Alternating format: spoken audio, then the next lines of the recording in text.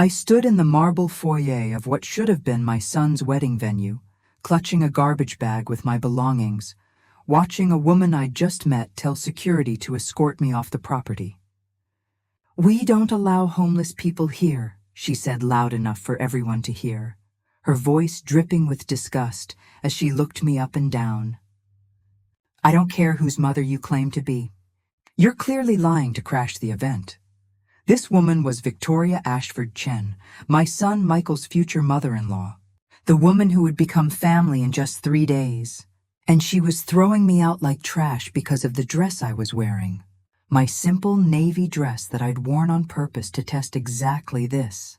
What she didn't know, what none of them knew, was that I'd arrived in a town car, that the cheap purse she'd mocked contained documents showing I owned 40% of the consulting firm her husband was desperately trying to partner with, and that the modestly dressed old woman she was humiliating had more money than her entire family combined.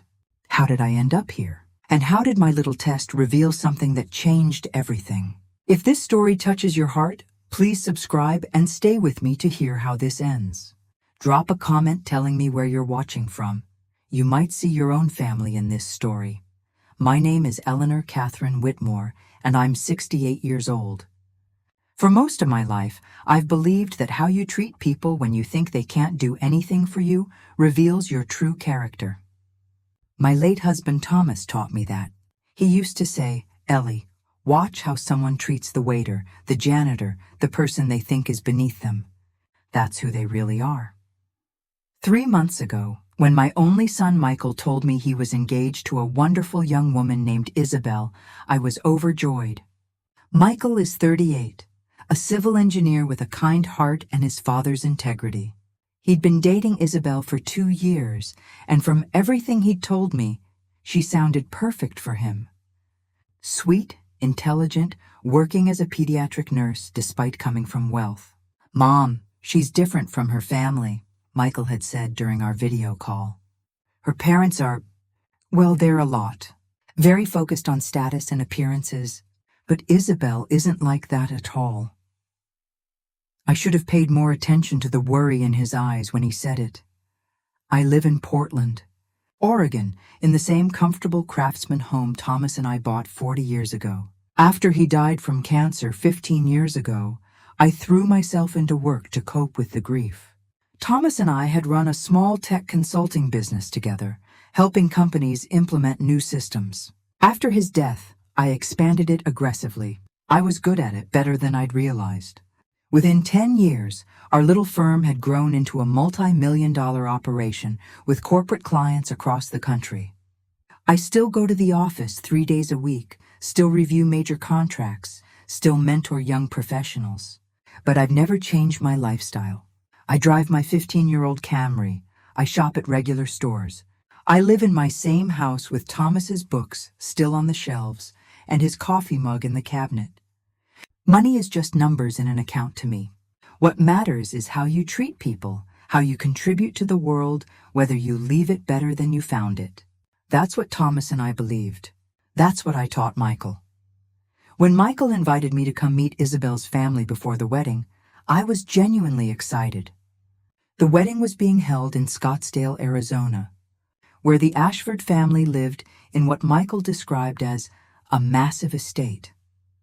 I was supposed to arrive for a pre-wedding dinner, stay at their home for 3 days, attend various wedding events, and get to know them. "I really want you to meet Isabelle properly, Mom," Michael said. "And I want her family to know you. You're going to love her. I promise." I could hear the hope in his voice, the desire for all of us to become one big, happy family. I wanted that too. But 2 weeks before I was supposed to leave, something happened that changed my plans entirely. My best friend and business partner, Maggie Torres, came to my house for our usual Sunday coffee. Maggie has been my friend for 30 years and my business partner for 15. She knows me better than anyone. "Eleanor, I need to tell you something about these people Michael is marrying into," she said carefully, setting down her cup. "I did some research. The Ashford Chen family." I was surprised. "Maggie isn't one to pry, but she explained that she'd been worried after Michael mentioned how status-obsessed they were. Victoria Ashford Chen, Maggie continued, has a reputation in Scottsdale social circles. I have a friend who lives there, and she knows of the family. Victoria is known for being incredibly cruel to anyone she perceives as lower class. She once publicly berated a waiter until he cried because he served her the wrong wine. She's been involved in multiple incidents of treating service workers horribly. And Richard, her husband, comes from old money, but their finances are apparently shaky. They live way beyond their means. I felt my stomach tighten. Michael said Isabelle is different, I said. He's right, Maggie confirmed. From what I hear, the daughter is genuinely kind. She volunteers at children's hospitals. She's nothing like her parents. But Eleanor, these people judge everyone by their wealth and appearance. And you know how you are. You dress modestly, you drive that old car, you don't flash money around. She was right, of course. I looked at her thoughtfully. So you think they're going to judge me? I asked. Maggie nodded. I think if you show up as yourself, dressed normally, they're going to look down on you. And I think you should know what kind of people they are before you become family with them, before it's too late. That's when the idea came to me. What if I didn't tell them who I really was? What if I showed up dressed even more modestly than usual and watched how they treated me when they thought I was just a poor old woman with nothing to offer? It wasn't about tricking them, not really. It was about seeing their true character before my son legally bound himself to this family. If they were kind to someone they thought was poor and powerless, then they were genuinely good people. If they weren't, well, then Michael needed to know what he was getting into. I'm going to do it, I told Maggie. I'm going to dress down, act like I'm struggling financially, and see exactly how they treat me. Maggie looked worried, but also intrigued. That's risky, Eleanor, she warned. What if it backfires? I thought about it. Then at least we'll all know the truth, I said quietly.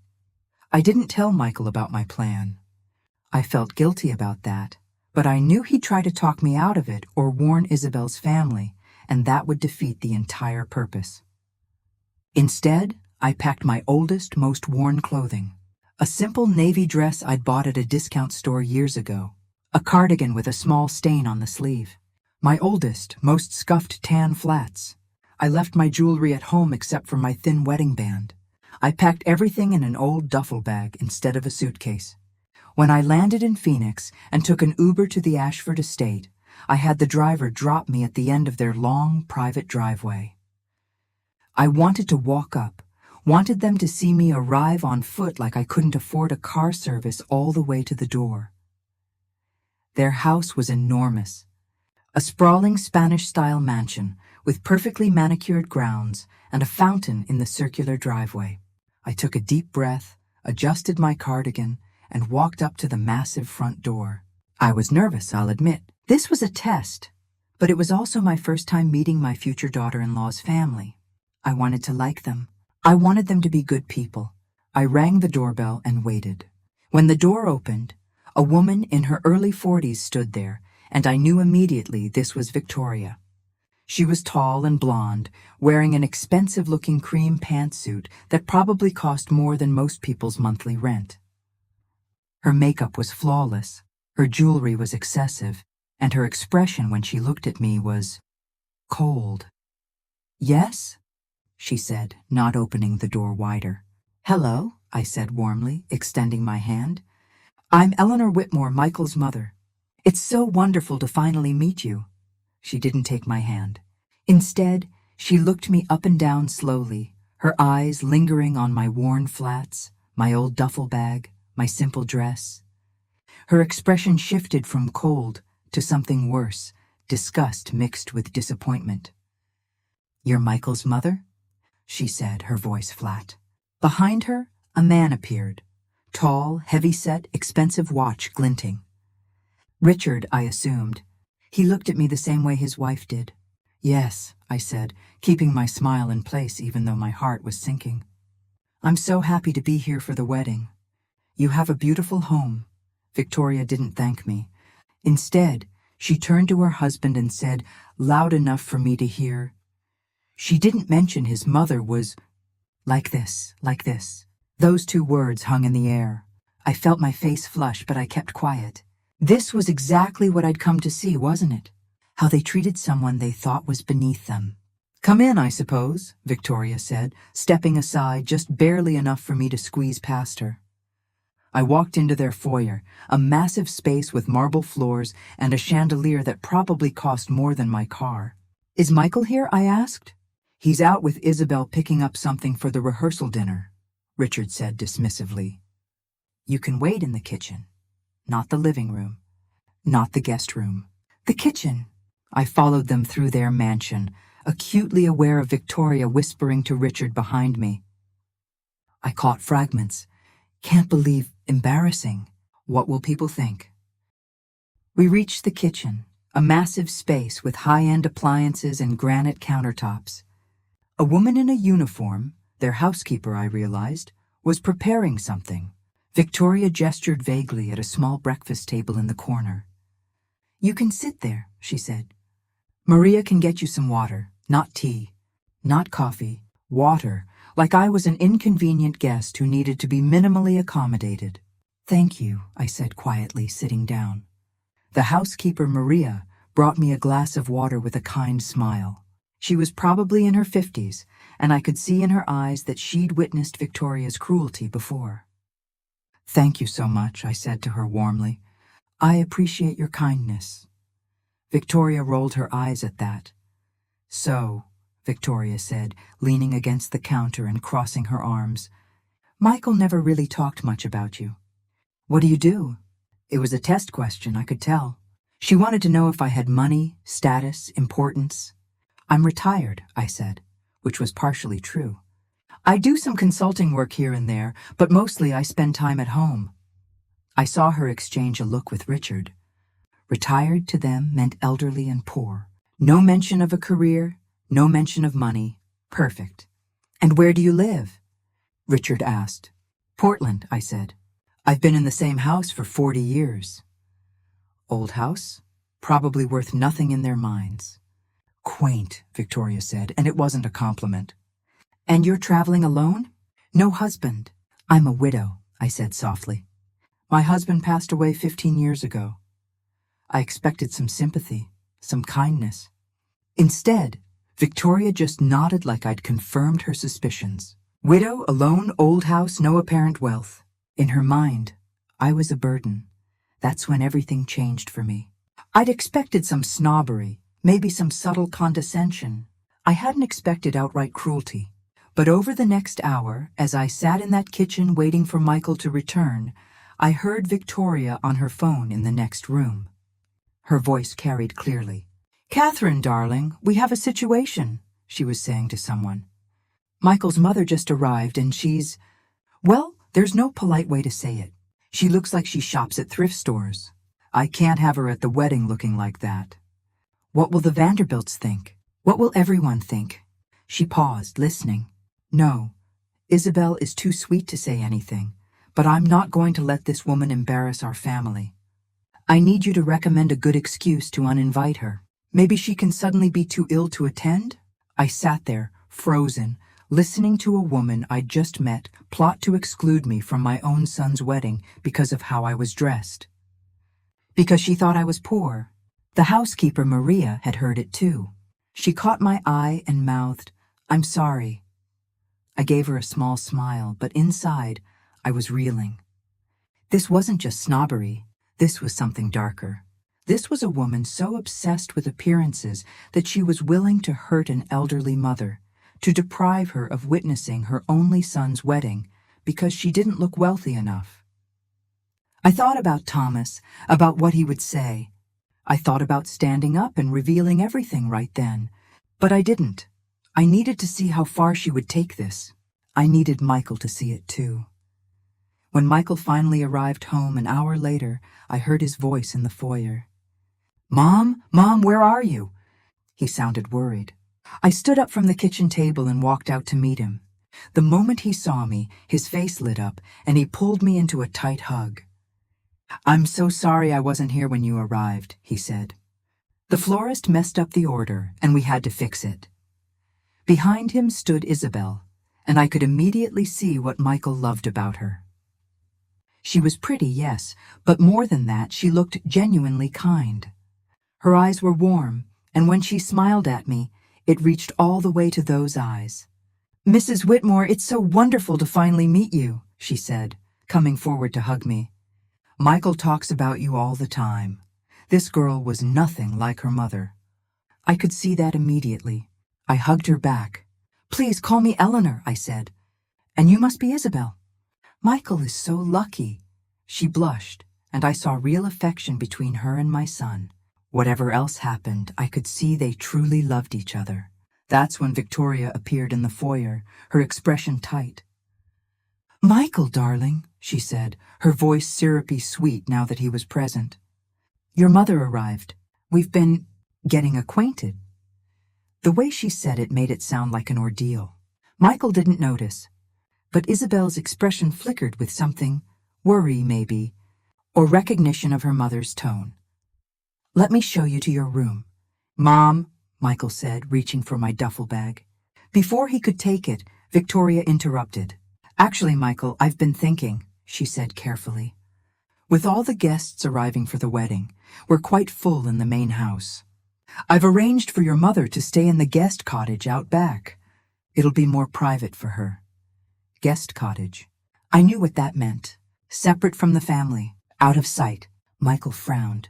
"The cottage? Mom, I thought you'd stay in the guest wing with the other family." Victoria's smile was plastic. "The guest wing is for the bridal party and immediate family," she said. "The cottage is lovely, and your mother will be more comfortable there. More quiet." What she meant was, we don't want her visible when our important guests arrive. I watched my son struggle with this. I could see he wanted to argue, but he also didn't want to cause conflict right before his wedding. "Mom, is that okay?" he asked me, his eyes apologetic. "The cottage is actually really nice." He didn't want this, I could tell, but he was trying to keep the peace. And that's what broke my heart a little. Not Victoria's cruelty to me, but watching my kind son have to compromise his integrity to appease these people. "Of course," I said gently. "Whatever works best." I saw relief on his face, and guilt.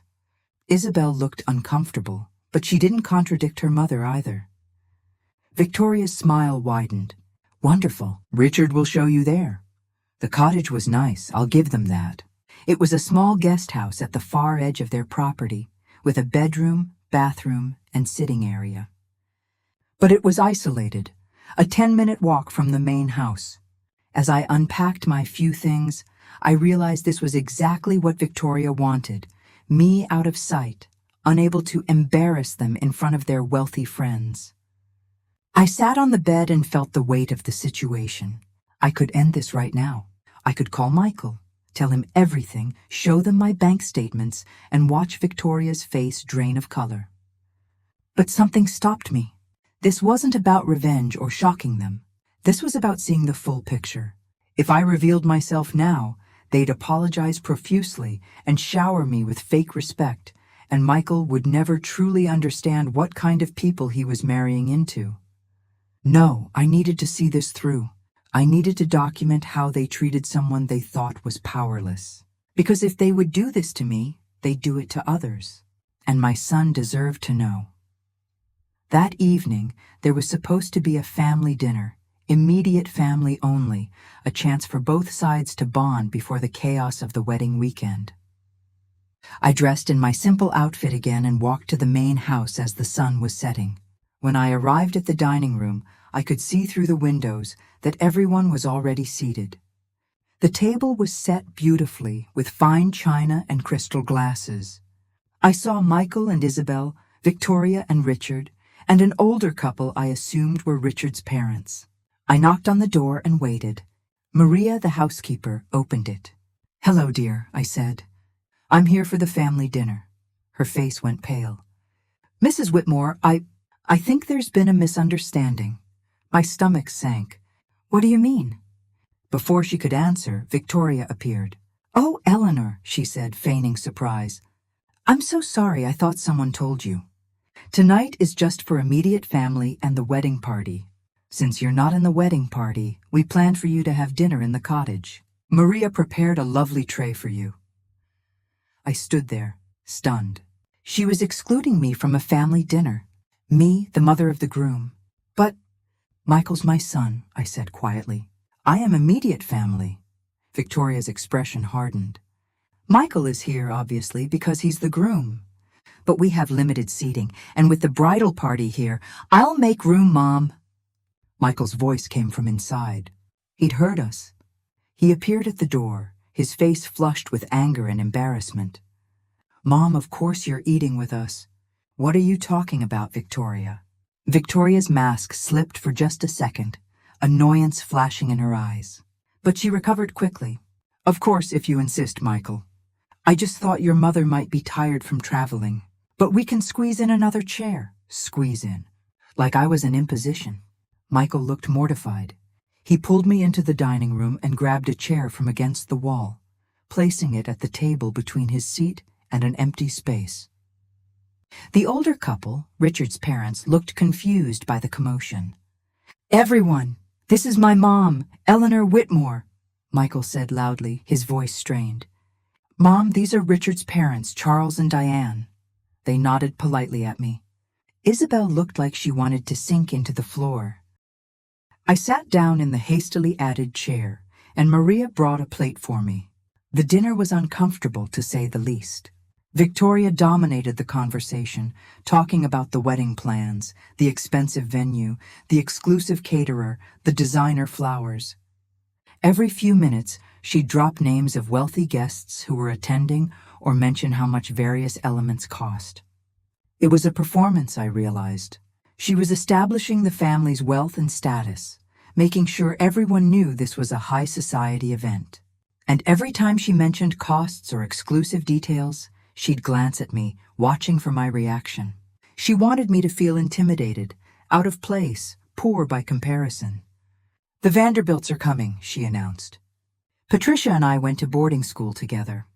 And Senator Morrison will be there. Richard and he golf at the same club." On and on it went. At one point, Diane, Richard's mother, tried to include me. "Eleanor, what do you think of Scottsdale? Is this your first visit?" she asked kindly. Before I could answer, Victoria cut in. "Oh, I'm sure this is very different from what Eleanor is used to," she said with a tight smile. "Portland is so much more modest than Scottsdale, isn't it?" The implication was clear. I was from somewhere lesser. "I like Portland," I said quietly. "It's home." Victoria nodded as if I'd said something pitiable. Michael's hand clenched on his fork, and I could see he was struggling not to snap at his future mother-in-law. Isabelle looked miserable. After dinner, Michael walked me back to the cottage. "Mom, I'm so sorry," he said, his voice thick with frustration. "I don't know what's going on with Victoria. She's usually not this." He struggled for words. "It's okay," I said, even though it wasn't. "She's stressed about the wedding." "That's not an excuse," he said firmly. "You're my mother. You should be treated like family." I looked at my son, this good man I'd raised, and felt a rush of love and sadness. He was defending me, but he was also trapped. The wedding was in 2 days. Deposits were paid. Guests were arriving. What could he do now? "Michael," I said carefully, "do you see how Victoria treats people she thinks are beneath her?" He looked at me sharply. "What do you mean?" "The housekeeper, for example," I said. "Have you noticed how Victoria speaks to her?" He frowned, thinking. I guess I haven't paid attention. That was the problem. Isabelle was sweet, but she'd grown up with this behavior normalized. And Michael, in love and eager to join his life with hers, hadn't been looking closely enough. The next day was the rehearsal and rehearsal dinner. I wasn't invited to the rehearsal itself. Not enough room in the venue for extra people, Victoria claimed. So I spent the morning alone in the cottage. Maggie called to check on me. "How's it going?" she asked. I told her everything: the kitchen waiting, the cottage isolation, the dinner exclusion. "Eleanor, this is elder abuse," she said angrily. Emotional abuse. You need to tell Michael the truth and get out of there. Not yet, I said. I need to see what happens at the rehearsal dinner. That's when all their wealthy friends will be there. That's when I'll really see how they treat me publicly.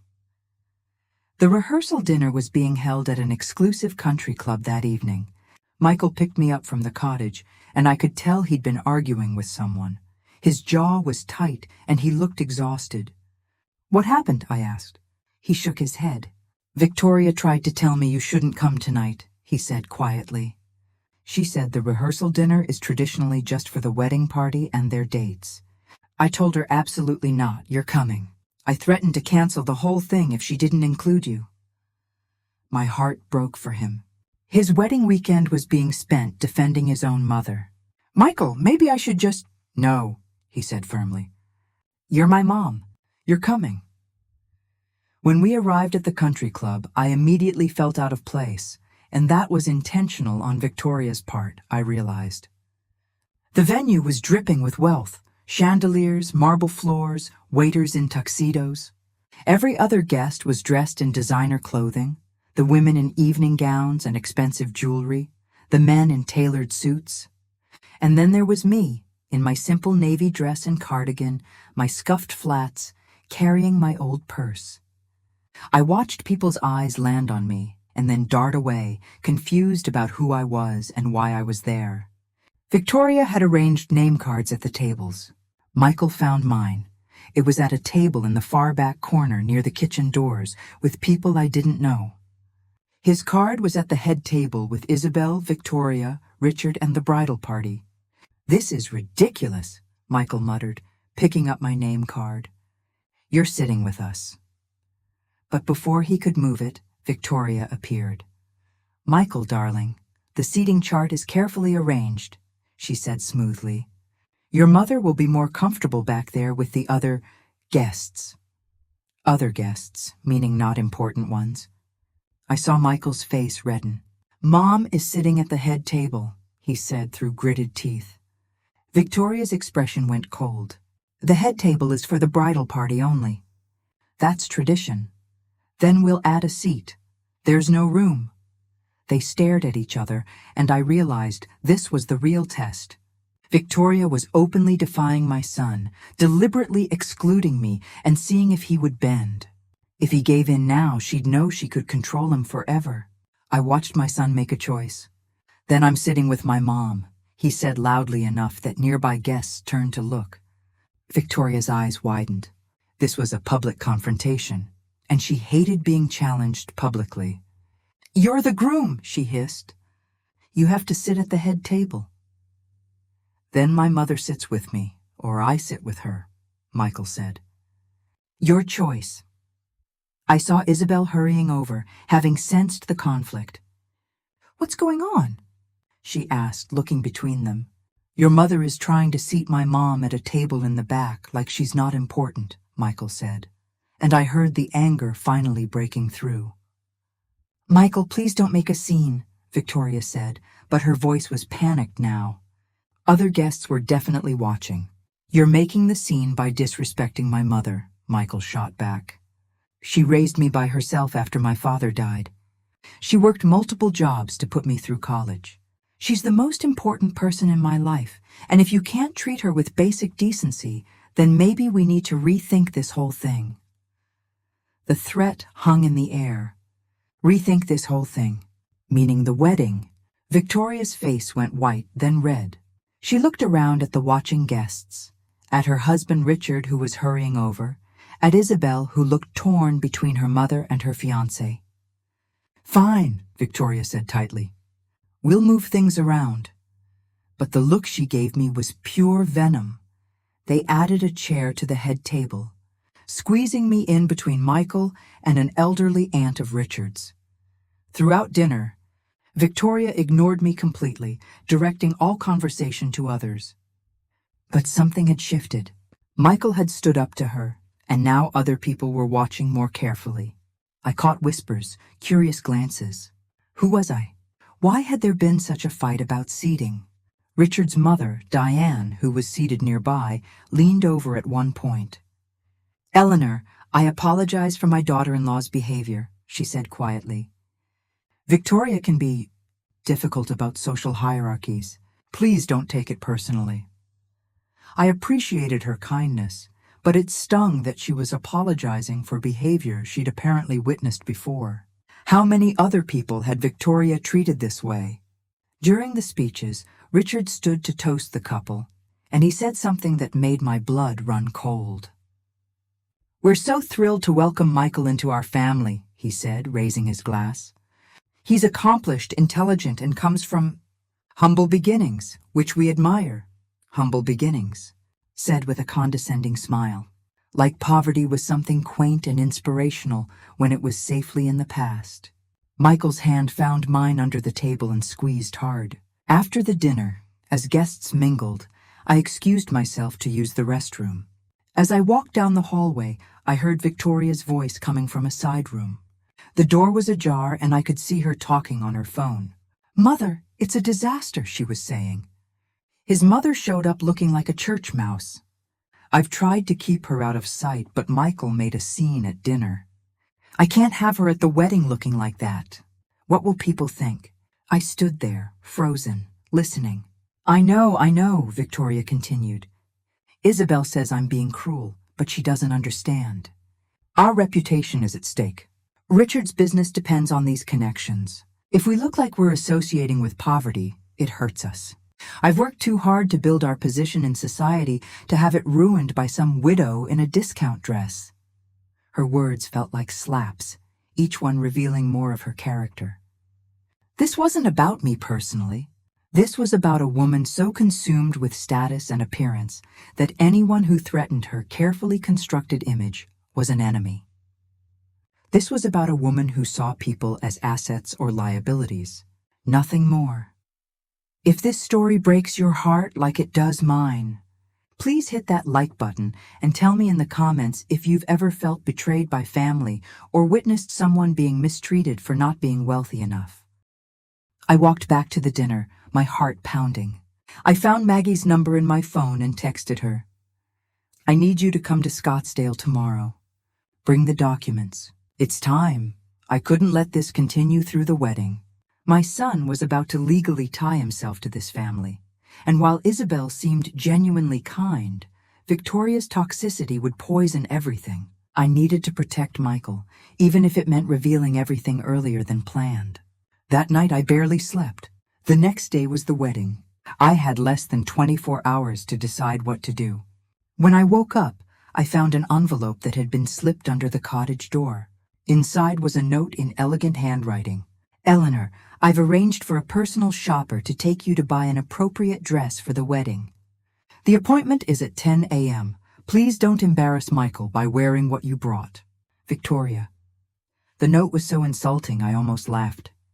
She was literally trying to dress me like a doll, to make me presentable for her society friends. But what caught my attention was the phrase, "Don't embarrass Michael." She was using my love for my son as leverage, suggesting that my appearance was a source of shame for him.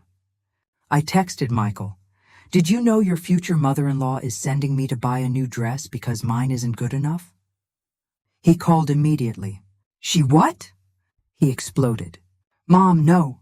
Don't go. Wear whatever you want. I'm so sorry. I'm going to talk to her right now." "Wait," I said. "Let me go. I want to see what she has planned." I went to the appointment, curious about what Victoria considered appropriate. The personal shopper met me at an upscale boutique. She was professionally pleasant, but I could tell she'd been briefed.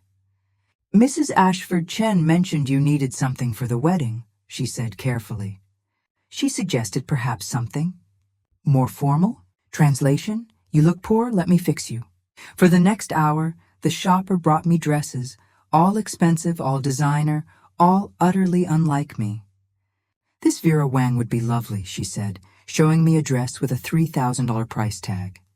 When I hesitated, she added, "Mrs. Ashford Chen has arranged to cover the cost. She wants to ensure you look suitable." The word suitable hung there. I was being bought, dressed up like a pet who needed grooming. But I played along. I tried on dresses, let the shopper accessorize me, and finally selected a beautiful but understated emerald dress. "Lovely choice," the shopper said, relieved. "You'll fit in perfectly now." Fit in. That's what this was all about. When I returned to the cottage, I found Maggie waiting for me. She'd driven from Portland overnight, bringing with her a folder of documents I'd requested: corporate records, financial statements, business contracts. "Are you sure about this?" she asked, looking worried. "This is going to explode everything." "I'm sure," I said. "Michael needs to know who he's dealing with. And Victoria needs to learn that you can't judge people by their appearance." We reviewed the documents together. Everything was there. Proof that I owned 40% of Whitmore Torres Consulting, the same firm that Richard's company had been desperately trying to partner with for 6 months. Proof of my personal net worth, $8 million. Proof that I served on the boards of 3 major corporations. Proof that I donated over $500,000 to various charities last year alone. Proof that the poor widow Victoria had been mistreating was one of the most successful businesswomen in the Pacific Northwest. "When are you going to reveal this?" Maggie asked. "At the wedding," I said quietly. "After the ceremony. I won't ruin Michael and Isabel's actual wedding moment.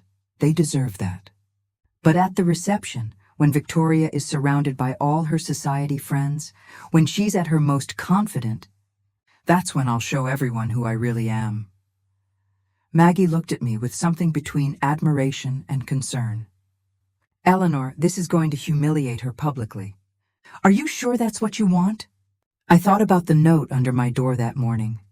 The segregated seating, the kitchen waiting, the cottage isolation, the attempt to exclude me from my son's wedding because I didn't meet her standards of wealth and appearance.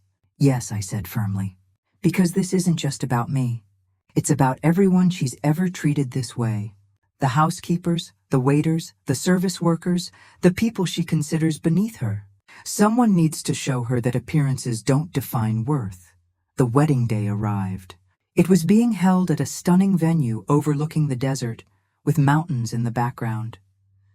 As the ceremony time approached, I put on the emerald dress the shopper had selected, added my late husband's pearl necklace, a heirloom piece worth more than Victoria's entire jewelry collection, and my diamond earrings.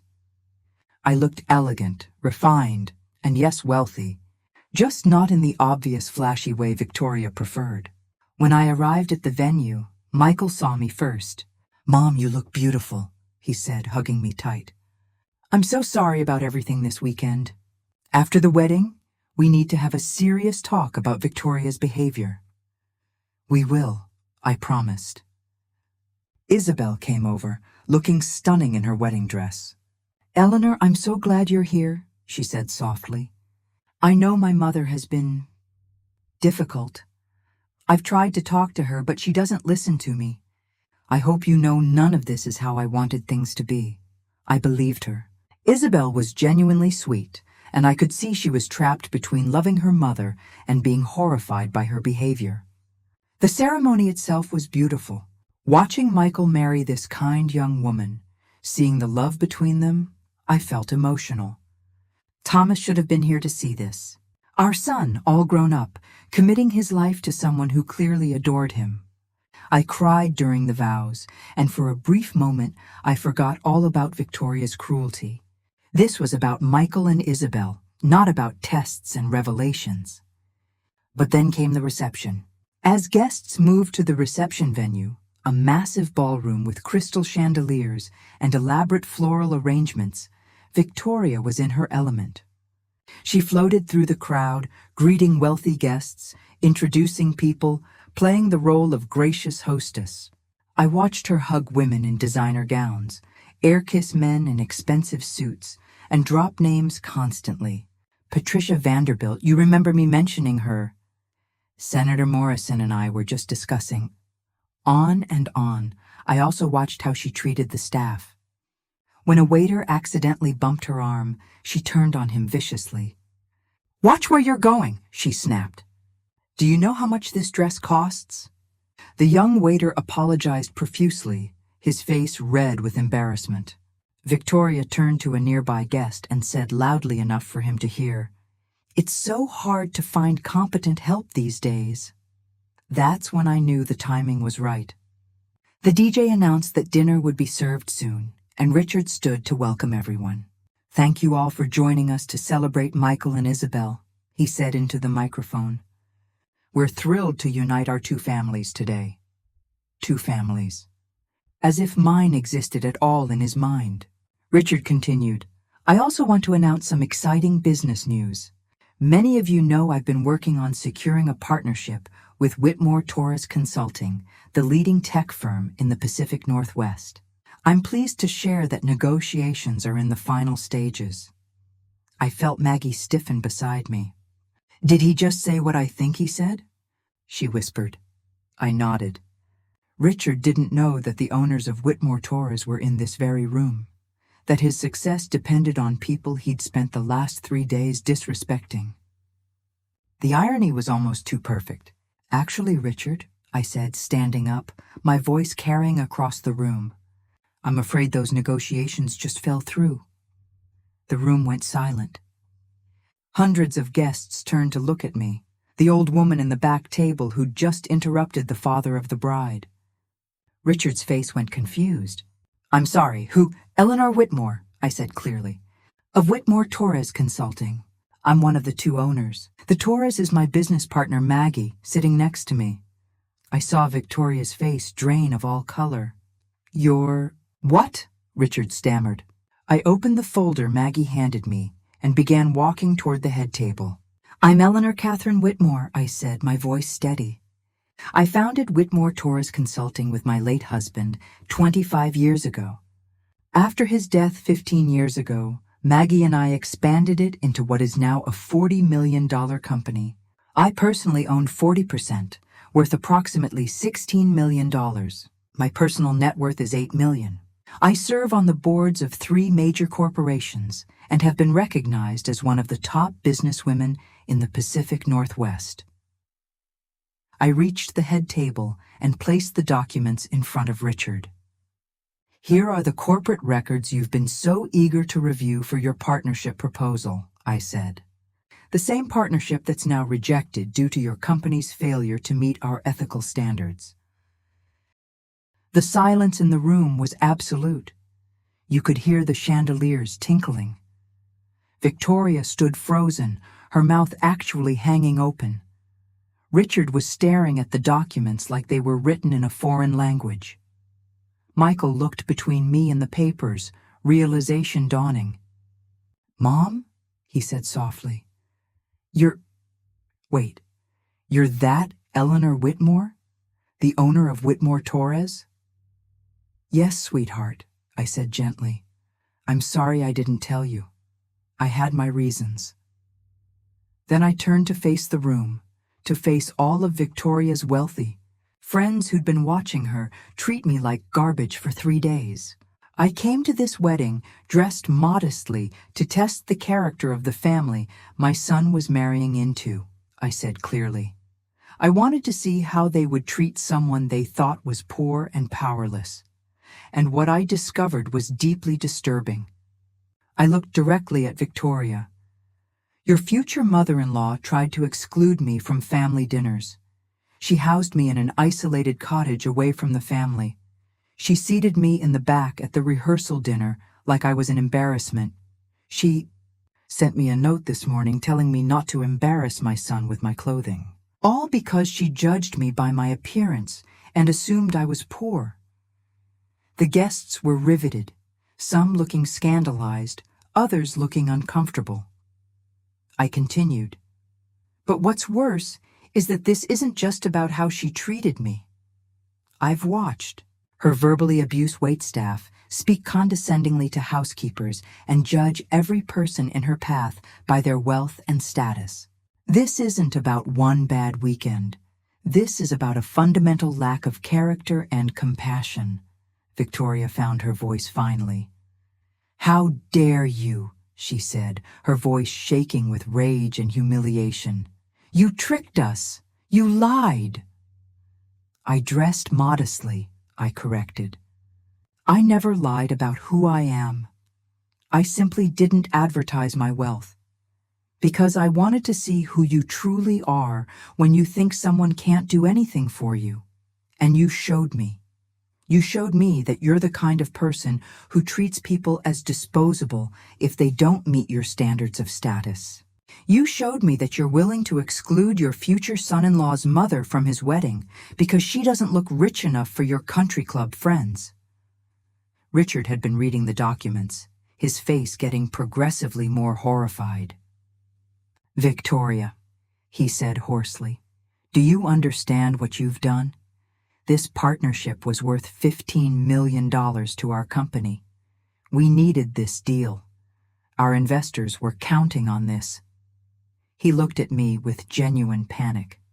"Mrs. Whitmore, please, there must be some misunderstanding." "There's no misunderstanding," I said firmly. "Your wife has spent 3 days treating me with contempt and cruelty, and I watched you enable every moment of it. You stood by while she tried to exclude me from my own son's wedding.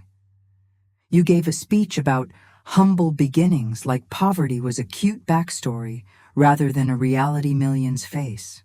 You've both shown me exactly who you are, and that's not the kind of people my company associates with." Maggie stood up and joined me. "Whitmore Torres has a strict ethical code," she added. "We don't partner with individuals or companies that demonstrate discriminatory behavior, classism, or mistreatment of workers. Your company failed that standard." The room erupted in whispers. I could see Victoria's friends looking at each other, some with shock, some with a knowing look that suggested they'd witnessed her behavior before and weren't surprised. Michael had been sitting there processing everything, and now he stood up. "Mom, I don't know what to say," he said, his voice thick with emotion. "I'm so sorry. I should have seen this. I should have protected you better." "You did your best," I said gently, squeezing his hand. "You were caught in an impossible situation." Then I turned back to Victoria, who was standing there looking like her entire world had collapsed. "I want to be clear about something," I said, my voice carrying across the silent ballroom. "This isn't about revenge. This isn't about humiliating you for sport. This is about accountability. You treated me with cruelty because you thought I was powerless. You tried to exclude me from my son's wedding because you were embarrassed by my appearance. And most importantly, you've built a life around judging people by their wealth and status rather than their character." I gestured to the room full of guests. "How many people in this room have witnessed you treat service workers with contempt? How many times have you humiliated someone because they didn't meet your standards of wealth or social position?"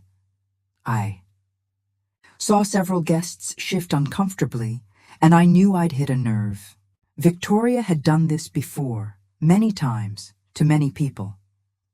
"The difference is," I continued, "those people couldn't fight back. They needed their jobs. They needed to maintain professional composure. They couldn't afford to challenge you. But I can. And I'm choosing to use my position not to destroy you, but to teach you a lesson that's long overdue." Richard stood up, his face desperate. "Mrs. Whitmore, please. Our company is counting on this partnership. We have investors, employees who depend on us. I'm begging you to reconsider." I looked at him steadily. "Your employees deserve better leadership than someone who enables his wife's cruelty," I said. "And your investors deserve to know that you've been pursuing a partnership while simultaneously disrespecting the very people you needed to impress." I pulled out another document from the folder. "This is a letter I drafted yesterday, outlining Victoria's behavior toward me and your complicity in it. I plan to send it to your board of directors and your major investors, because they have a right to know what kind of people are running their company." Richard's face went white. "You can't do that," he whispered. "Our stock will crash. We'll lose everything." "I can," I said, "but I'm not going to, because unlike you, I don't believe in destroying people unnecessarily. What I am going to do is give you a choice. The room was so quiet I could hear people breathing. Option 1, I said clearly. You make a public apology right now, to me and to everyone here, acknowledging your behavior and committing to change. You also commit to implementing mandatory sensitivity and ethics training for your entire company, starting with yourselves. You establish a fund for charitable work supporting elderly advocacy and service worker rights, with a minimum contribution of $100,000. And you agree to regular audits of your workplace culture to ensure employees are treated with dignity. I paused, letting that sink in. Option 2, I continued. I send this letter to your board and investors tonight. I share the full story of this weekend with every business publication in the state. I make sure everyone knows exactly who Victoria Ashford Chen is and what she's capable of. And you face the consequences of your own actions without any intervention from me. Richard and Victoria looked at each other, and I could see the calculation happening. Their pride versus their financial survival.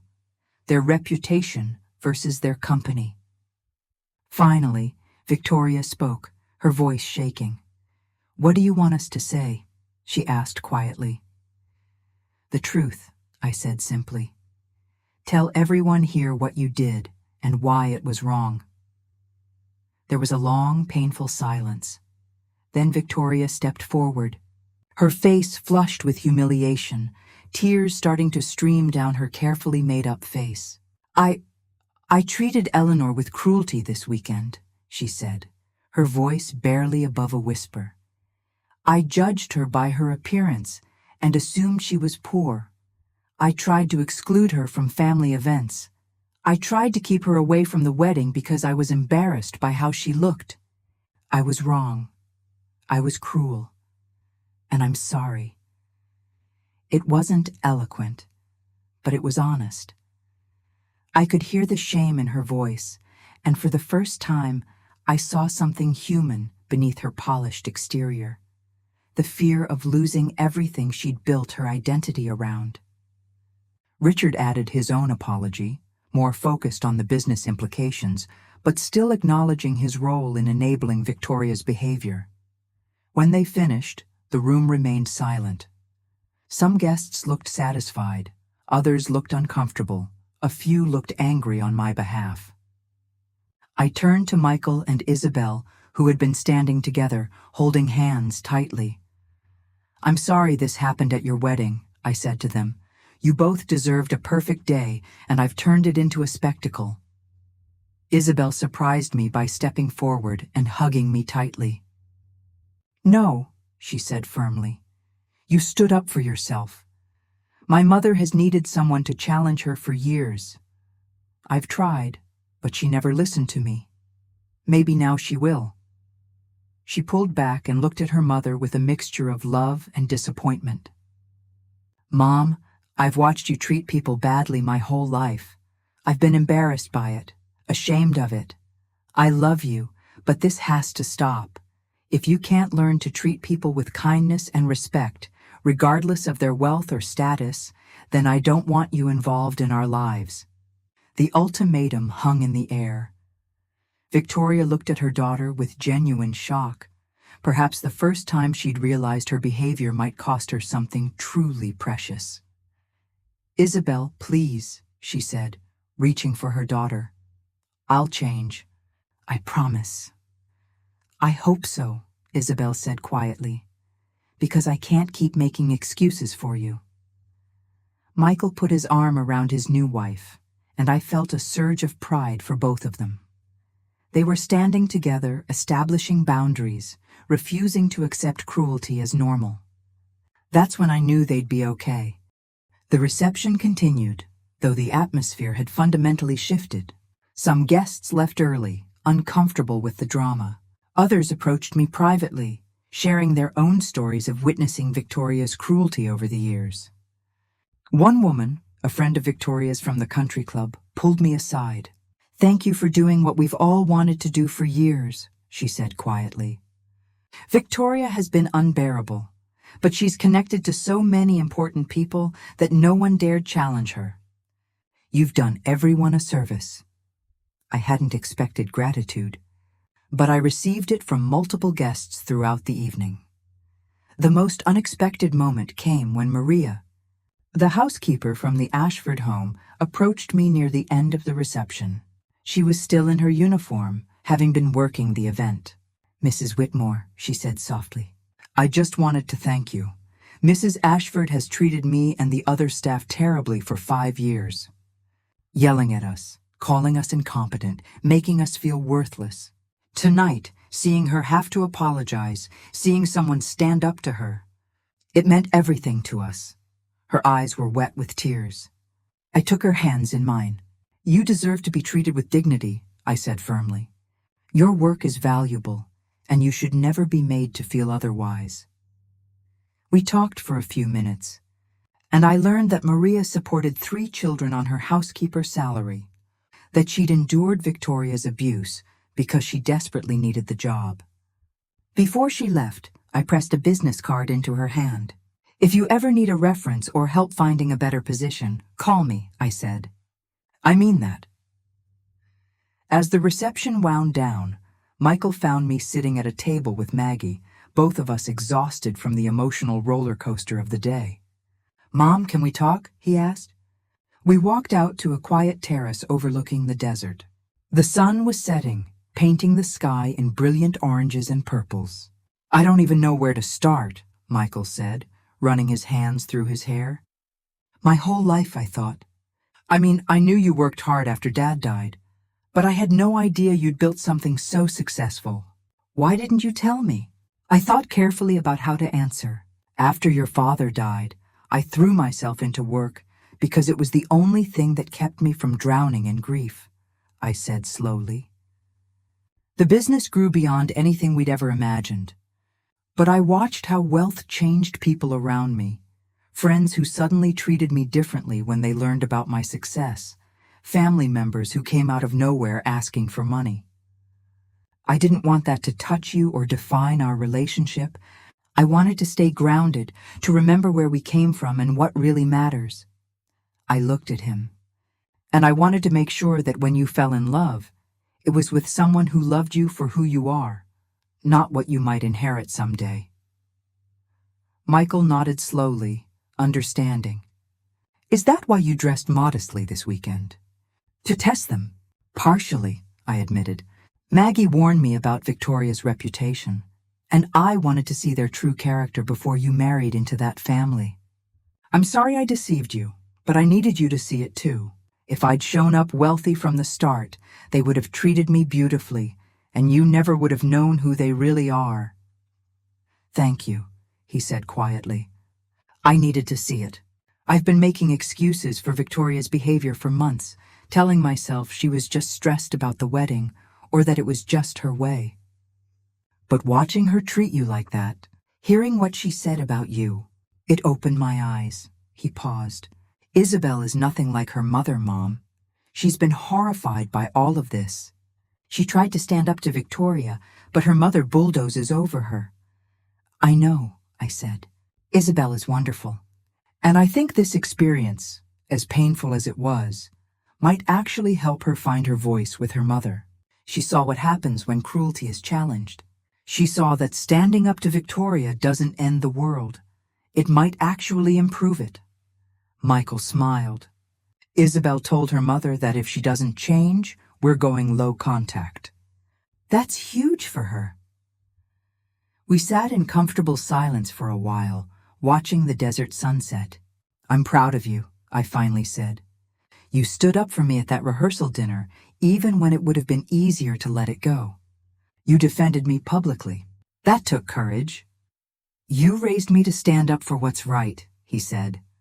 "Even when it's hard, even when it's family." The next morning, before I flew back to Portland, I met with Richard privately in his home office. Victoria wasn't present.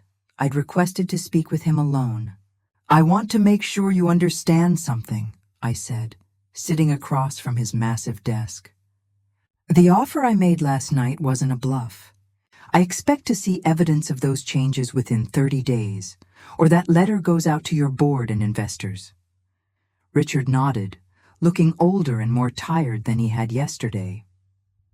We'll do it, he said quietly.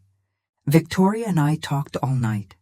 She's agreed to therapy, to ethics training, to everything you demanded. She's terrified of losing Isabelle. Good, I said. Fear of consequences is a start, but real change has to go deeper than fear.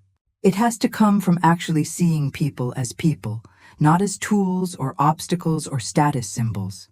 I leaned forward. Your wife has caused real harm to real people over the years. The waiters she's humiliated, the staff she's abused, the people she's looked down on, they matter. Their dignity matters, and if you truly want to salvage your reputation and your relationship with your daughter, you need to understand that. Richard was quiet for a long moment. My father taught me that success meant being above other people, he said slowly. That wealth gave you the right to demand perfection and look down on those who hadn't achieved the same level.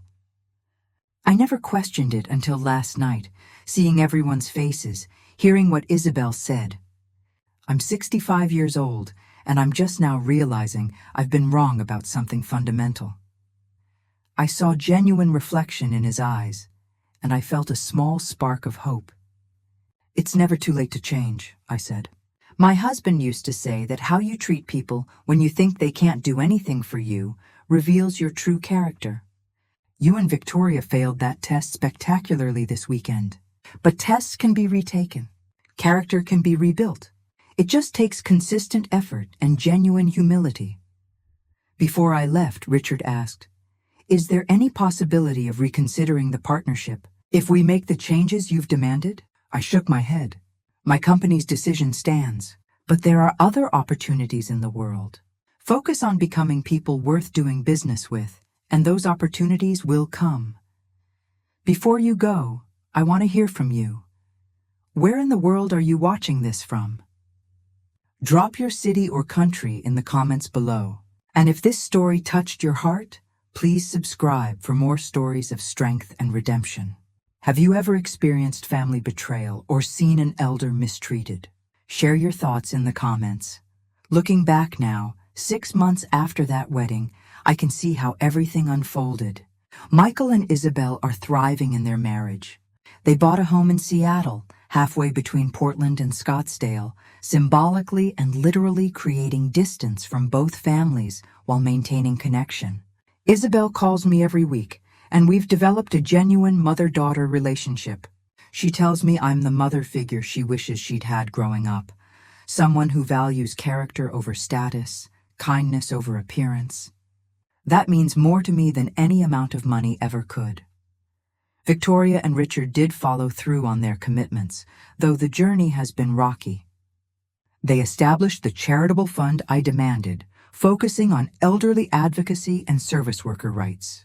Victoria enrolled in therapy and attended ethics training with their entire executive team. According to Isabelle, her mother is trying, though old habits die hard. She still occasionally makes judgmental comments, but now Isabelle and Richard call her out immediately. The public accountability of that wedding reception seemed to create a real shift. Victoria realized that her behavior had social consequences, that people were watching and judging her the way she'd spent years judging others. The most significant change came 3 months after the wedding. Victoria personally apologized to Maria and the other household staff, giving them raises and improving their working conditions. Maria called to tell me, her voice full of disbelief. She actually said she was sorry, Maria told me. And she asked us how she could be a better employer. I never thought I'd see the day. It's not a complete transformation. I'm not naive enough to believe one confrontation can undo decades of ingrained behavior. But it's a start. And more importantly, it showed the staff that they deserved respect, that their mistreatment wasn't normal or acceptable. As for Richard's company, they survived the loss of our partnership, though it was a close call. They had to make some difficult financial adjustments and bring in new investors, The experience humbled Richard in ways I don't think anything else could have. He reached out to me once, not to ask for the partnership again, but to tell me that losing it had been the best thing that could have happened to him and his company. They'd restructured their corporate culture, implemented real ethics standards, and were building something he was actually proud of, rather than just something profitable. I appreciated the update. My relationship with Michael has deepened in unexpected ways. Once the secret of my wealth was out, we could talk about things we'd never discussed before. My business challenges, my financial decisions, my plans for the future, and for him. He was initially worried that I'd kept such a huge part of my life hidden from him, but over time, he understood. "You wanted me to know you as Mom, not as Eleanor Whitmore the businesswoman," he said during one of our Sunday phone calls. "And you wanted to make sure Isabelle loved me, not my potential inheritance. I get it now. It was a gift, even though it didn't feel like one at first." I've also made peace with the test I put Victoria and Richard through. Some people have criticized me for it. Maggie's sister told her I was cruel to deceive them, that I set them up to fail. But I disagree. I didn't make Victoria treat me with contempt. I didn't force her to try to exclude me from family events or mock my clothing. I simply gave her the opportunity to show who she was when she thought there would be no consequences. Her choices were her own.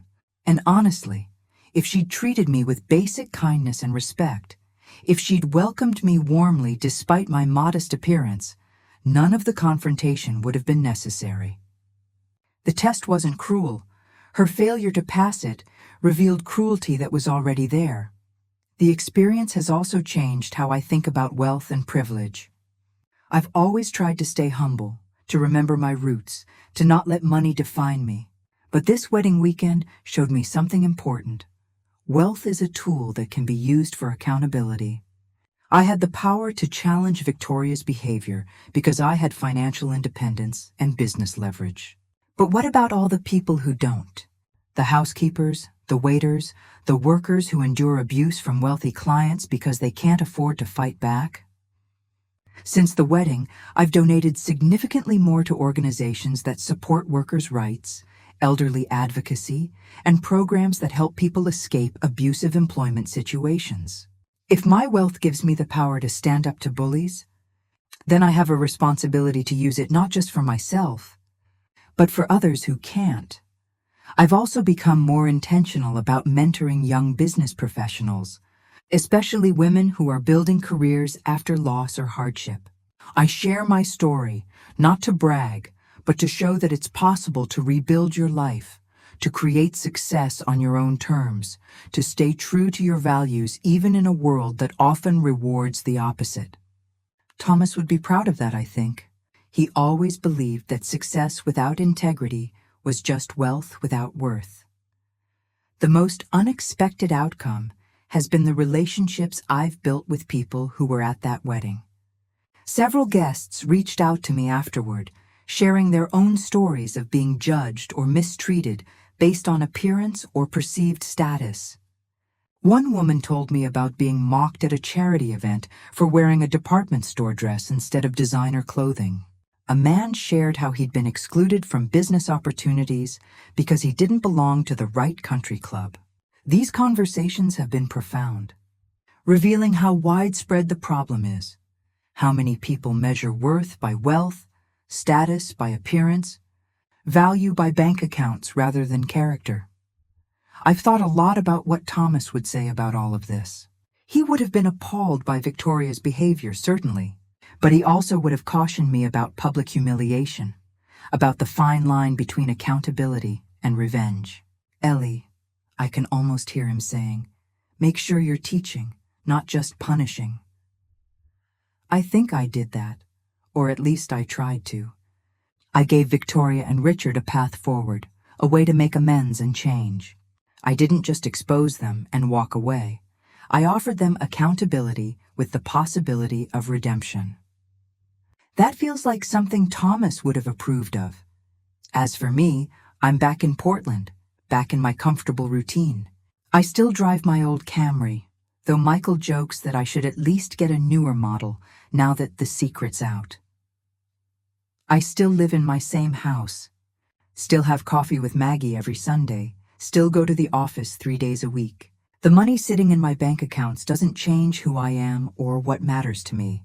What's changed is my understanding of how I can use that money, that position, that power, not to lord it over others or to buy status, but to create accountability, to protect people who are vulnerable, to teach lessons that need teaching.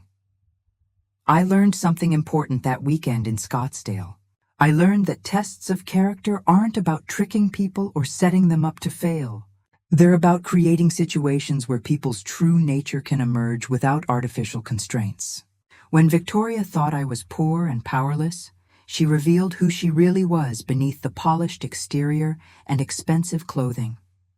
And when I revealed who I really was, I showed her that appearances are deceiving, that assumptions are dangerous, and that cruelty always has consequences, even if they're delayed. If I could go back and change anything, would I? I don't think so. Could I have handled some moments with more grace? Probably. Could I have been less dramatic in my revelation? Perhaps. But the core of what happened, forcing Victoria to confront her own behavior, protecting future victims of her cruelty, showing my son who he was truly marrying into, all of that was necessary. Sometimes love means uncomfortable truths. Sometimes protection means difficult confrontations. Sometimes teaching means allowing people to fail so they can learn. The question I've been asked most often since that weekend is, do you regret exposing her so publicly? My answer is no.